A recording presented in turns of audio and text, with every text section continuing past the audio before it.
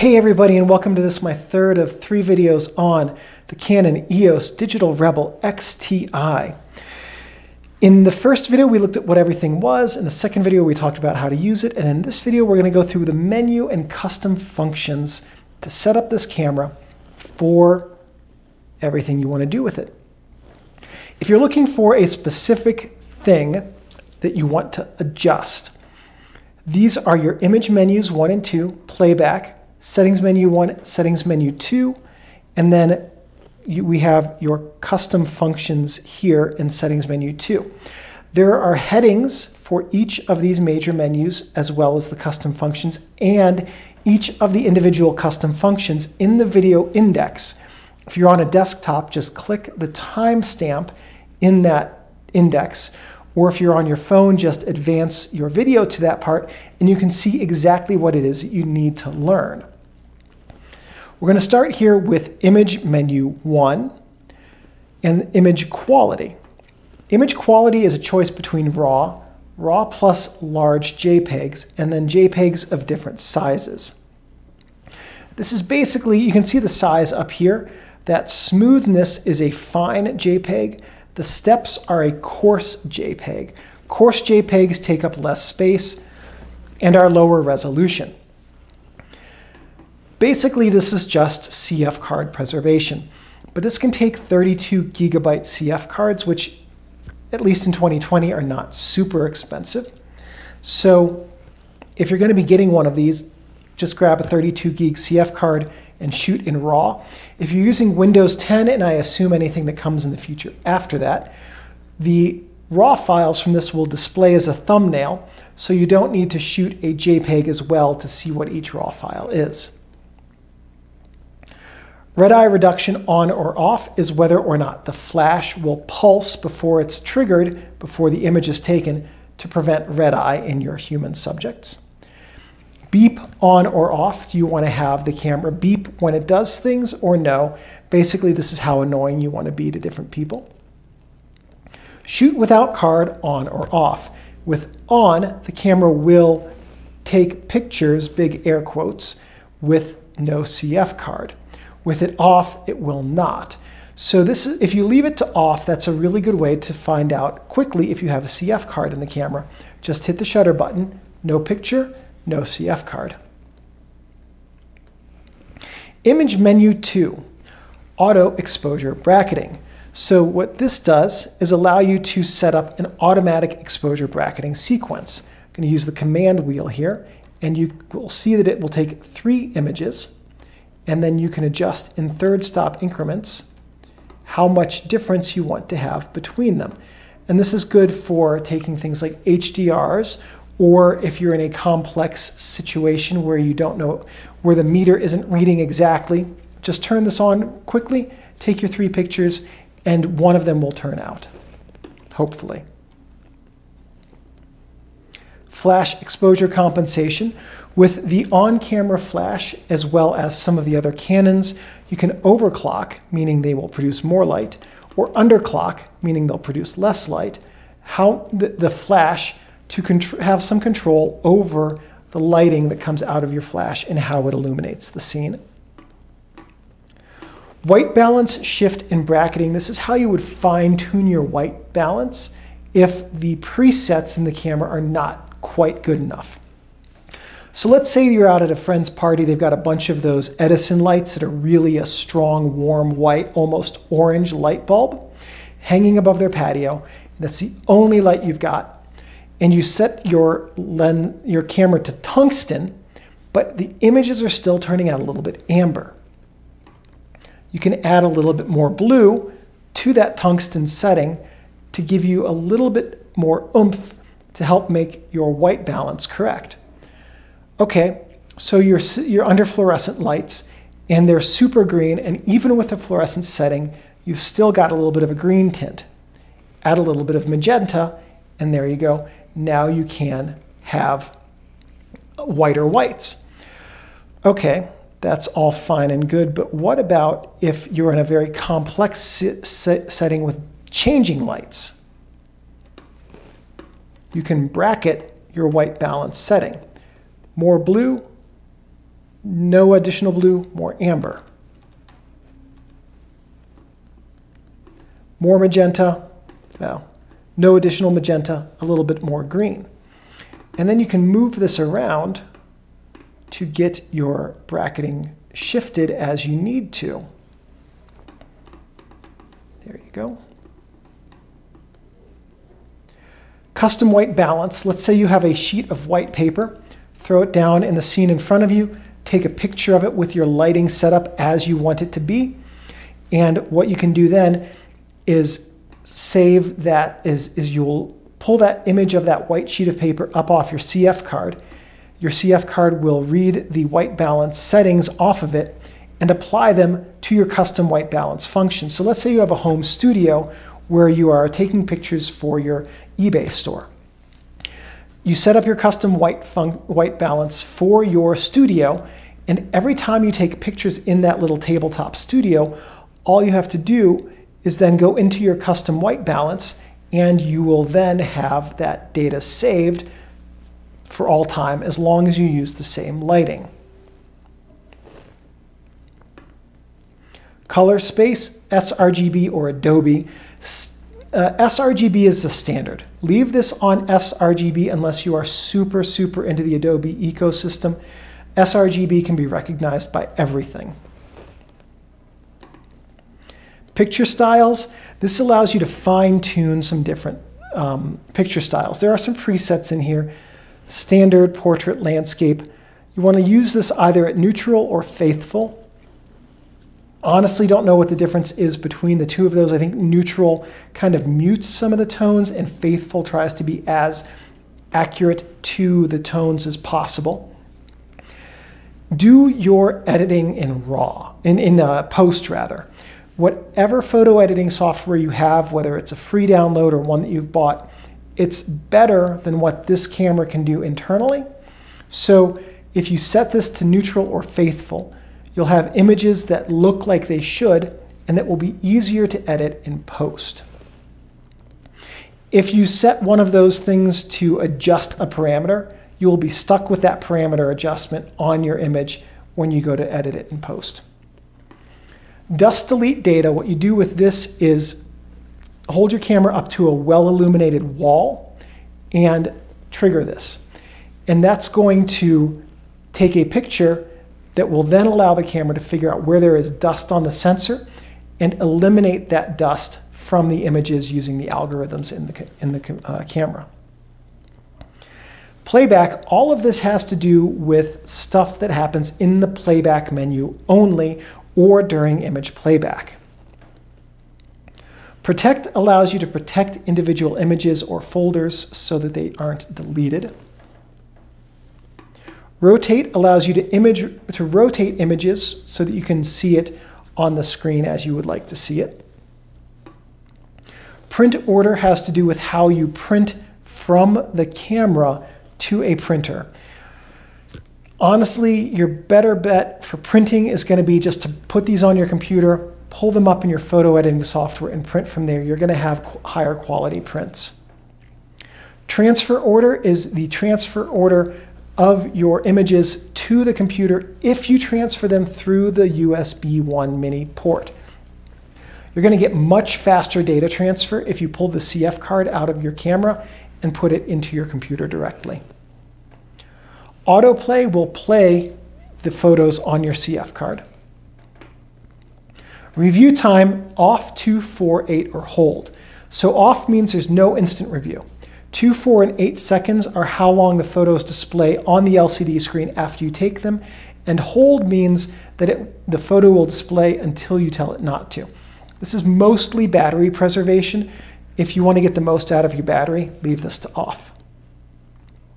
Histogram, when you hit playback and look at the info on your LCD screen, does it give you a brightness histogram or red, green, blue? Brightness will show you where you're getting image clipping on the shadows and highlights. Red, green, blue will show you the alignment of the different colors. It's just a matter of what information you want to see during playback if you want to see it at all. Settings menu 1, auto power off. This is how long your camera will remain on after you push a button before it turns itself off. This is battery preservation for how long you want to be able to use the camera when you're out shooting. The longer it stays on, the shorter your battery life is going to be functionally. Auto rotate, on, or off. The top on means that your images will, and menu will, this specifically is for images because you can see it on the computer as well. But this means that your images will automatically rotate on your LCD screen. So if you take a portrait orientation image and you hold the camera in landscape during playback, it will automatically rotate it and letterbox the image. With this both on the computer and on the camera. With the second option, images will only automatically rotate on the computer, and with this, images will not automatically rotate on anything. That's kind of annoying when you get back to your computer, so I recommend just leaving this to on for both computer and camera. LCD brightness is simply a matter of how bright your LCD screen is. I have it set all the way up because it makes it a little bit easier to see the LCD screen on these videos. If you're out shooting in full sun, you'll want to have this fully bright. If you're shooting indoors at something like a concert or in a museum, you'll probably want to turn that all the way down. Otherwise, you'll have a very bright screen in your eyes. Same thing if you're shooting at night to get star trails. Turn it all the way down. Otherwise, your screen's going to be very bright when you look at it, and that can affect your night vision. Also, the brighter the LCD screen, the less time that the battery is going to last.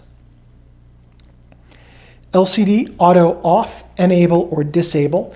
This is whether or not the LCD screen will automatically turn off when you put your eyes up to those sensors or have to press the shutter button. Date and time allows you to adjust the date and time.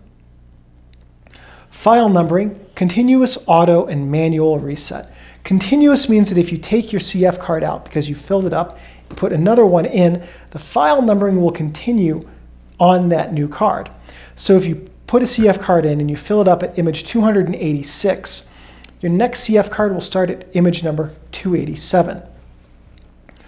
Auto reset means that when you put that new CF card in, it's going to start over at 1. Manual reset means it's going to reset it to 1 and then default to, what you had it at before. So if you were at continuous and went to manual reset, it would send it back to 1 and then go back to continuous numbering. I don't recommend auto reset because if you take multiple CF cards and you put them on your computer in the same folder, you risk overwriting your files. So continuous gives you a lower chance of overwriting your files. Format formats your CF card. Image menu 2, language English or whichever one of these you speak and would like to use. Video system NTSC or PAL. This only applies to the video out port because this camera cannot record video. We'll come back to custom functions. Clear settings has 3 choices. Clear everything that you have saved in the camera. Everything in the camera goes back to factory defaults. Clear all custom functions. Only the custom functions go back to factory defaults. Sensor cleaning auto means that when you have it set to auto, it will clean when you turn on an, right? Sensor cleaning auto will shake the sensor. So if we go into sensor cleaning auto and we select clean now, it's shaking the sensor to get dust off of it. If we go into setup, clean when the power switch is turned on or off, enable or disable. So just leave this to enable because that way every time you turn the camera on or off, it'll shake the sensor a little bit and any loose dust will fall off, and that's helpful. Sensor cleaning manual will lock up the mirror. So if we go into OK, what we do is we remove the lens, and now we can see that the sensor is accessible. See the sensor in there? So what you would do to clean this is you would get a DSLR brush, it's called, and then you brush back and forth holding the camera so that the sensor is pointed at the ground. And then you brush it, brush it, brush it, turn the camera off, remount your lens, and that is how you manually clean your digital sensor. And then the last item on here before we get into the custom functions is your firmware version. This has firmware version 1.1.1 on it, which was the final release. So if you have 1.1.1, you have the final firmware. If you have 1.0.1 or 1.0.0, then see if you can upgrade it. I do not recall if Canon has this on their website or not still, but if you can upgrade your firmware to the final version, it's always a good idea to do so. All right, let's go into the custom functions. This camera has 11 custom functions, and what we're going to do is we're going to go through all of them and talk about what they are. If I recall correctly, 0 is the default option for all of these. Starting at function 1, this is the function of the set button, which is this one right here in normal mode. And 0 sets the picture style. 1 accesses quality, the image quality. 2 is flash exposure compensation. 3 is playback. 4 is cross-key autofocus frame select. Okay. So with 0, picture style is what we were talking about before, where you could adjust parameters like contrast or sharpness. And I said just leave it on neutral or faithful. If you set this to 0, set will bring up that menu. With 1, if you set it, it will bring up your image quality, so you can select between RAW files or JPEG sizes. Set flash, in this one, flash exposure compensation, that was where we talked about overclocking or underclocking your flashes. With this, if you're a heavy flash user, this is a good option because you can hit the set button and adjust flash power. With 3, it brings up your playback, which is I believe the same button as play right here, kind of a duplicate function. And 4 allows your cross pads to be used to select your autofocus point. Basically just a matter of personal preference and how you're going to be using your camera. Custom function 2 is long exposure noise reduction, and your options are off, auto, and on. I'm going to recommend you leaving this to off, and the reason is because this is an older camera with an older computer and older algorithms. Whatever photo processing software you're using today has better noise reduction built into it than this camera is going to have. Option 3 is your flash sync in aperture value mode. This only applies to AV mode.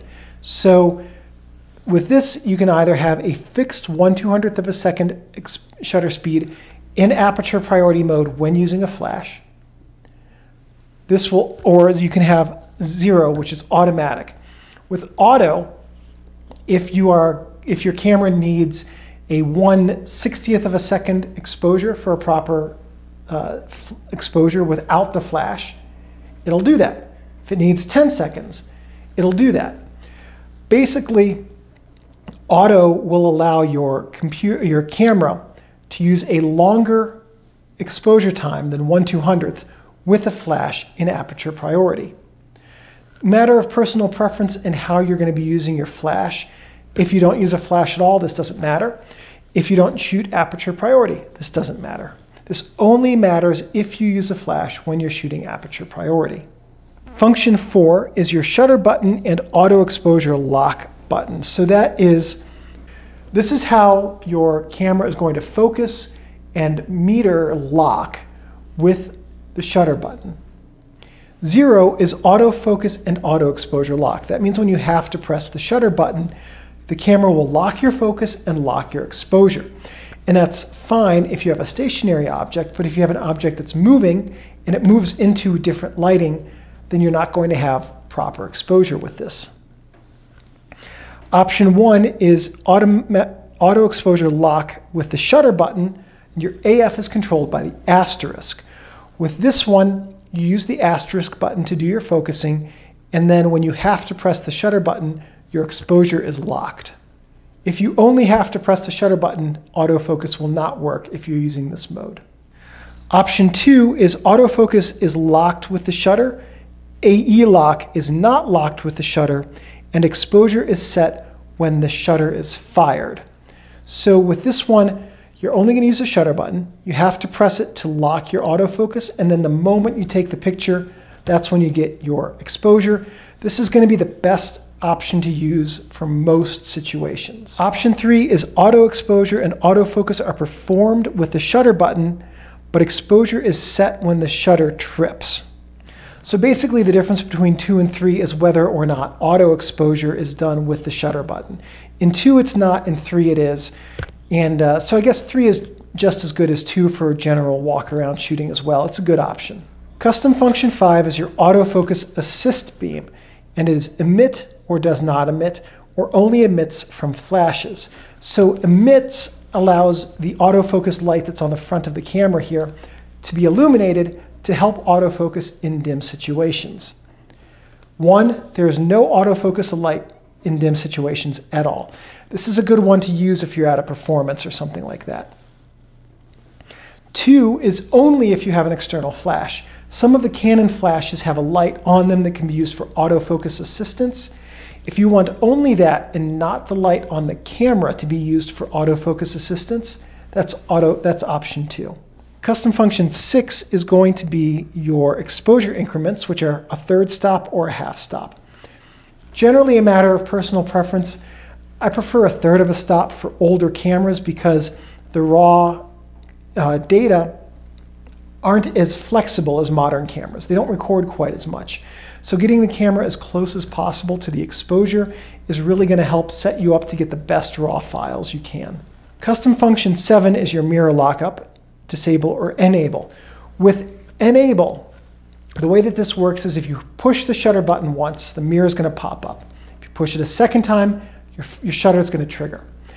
It's really annoying if you don't know that's happening when you're just walking around with your camera. So this is good if you are going to take a star trails, a waterfall, a macro photo, something like that, where you want to have the mirror pop up. Any shake from that be out of the system before the photo is taken. This is also really good if you want to pair it with your self-timer, because then you can push the shutter button, mirror pops up. Push the shutter button, self-timer counts down. This assumes, of course, you're on a tripod. You want to be on a tripod with mirror lockup. When you do that, all of the shutter shake and a finger press shake on your camera gets worked out of the system. You have the maximally stable image possible for things like your macro work or your star trails. But just as for general shooting, you want to leave this to disable. Custom function 8 is your E-TTL 2 which applies only to flashes. Option 0 is evaluative, option 1 is average. So basically what this does is affect how the flash uses the meter. With evaluative, the flash can use the meter to help prevent bright spots and dark spots in a scene. With average, you increase your likelihood of having bright or dark spots. Average can be better if you have a roughly uniform scene in front of you and you're using a flash. So this has to do with how you use your flash, and one of the things you want to do is if you're going to be using your flash with this camera, play around with the setting and see which one works best for you. Custom function 9 is your curtain sync. Okay, 0 is first, 1 is second. If you remember from the second video, I talked about the first curtain opening and then completing its travel and the flash triggering and then the second curtain. With option 0, that's the way this works. With option 1, what happens is the first curtain travels, then just immediately before the second curtain travels, flash triggers, second curtain. Okay, so what's the big deal? Well, if you're shooting at 1/200th of a second, there is no big deal. There's no difference. If you're shooting at 1/60th of a second or 1/4 of a second, not a huge difference there. But if you're shooting in bulb mode, or if you're shooting at 10 seconds or 30 seconds, There is a big difference. If you're shooting in bulb mode, and let's say you're over here and you're going to have a friend ride a skateboard through your scene with some lights on, you open up, bulb mode is where you push the shutter button down. Shutter curtain opens, you release it, shutter curtain closes. With option 1 in bulb mode, push the shutter button, shutter curtain opens, flash fires, release it, shutter curtain closes. With second curtain sync, push the shutter button down, first curtain opens, release it, flash fires, second curtain closes. Okay, so we're in second curtain sync. Push the shutter button, curtain opens, buddy rides a skateboard through here. When he gets up to this point, you release the shutter button, flash fires, curtain closes. Buddy's illuminated, so are all the lights coming off of him. So that's one creative use that you can do with second curtain sync. But in general, first curtain sync's the default, and if you're shooting just for daylight flash fill at 1/200th of a second, it doesn't matter which setting you use. Custom function 10 is your magnified view. 0 is image playback only. 1 is image review and playback. For 1, this applies to image instant review immediately after the photo is taken. So this allows you basically to use your magnifying glass, wherever that setting is. I think the magnifying glass is one of these two, and it looks like that has been rubbed off of it. I think it's actually plus and minus on these, or vice versa. At any rate, with this, you can use the magnifying glass to zoom in or zoom out of your image, either during playback or with 1 during playback and instant review. And custom function 11, the last of the custom functions, is your LCD display when the camera is powered on. Display or retain power off status. Okay, so with display, anytime you turn your camera on, the screen will turn on. That's going to be my recommendation to you because that's a good way to confirm that your camera is on and that it has power just by looking at the screen. With 1, if the LCD screen was off when you turned the camera off, it will stay off when you turn the camera back on. If it was on when you turned the camera off, it will turn on again when you turn the camera back on. So it's a matter of personal preference, but definitely recommend leaving it to display because that will, like I said, remind you or help you ensure that the battery has life in it. And that is it. Those are all of the custom functions. That is everything with the Canon EOS Rebel XTi. We've gone over everything with this camera. So at this point, hopefully, you've got a pretty good idea of how to use this camera so that it's the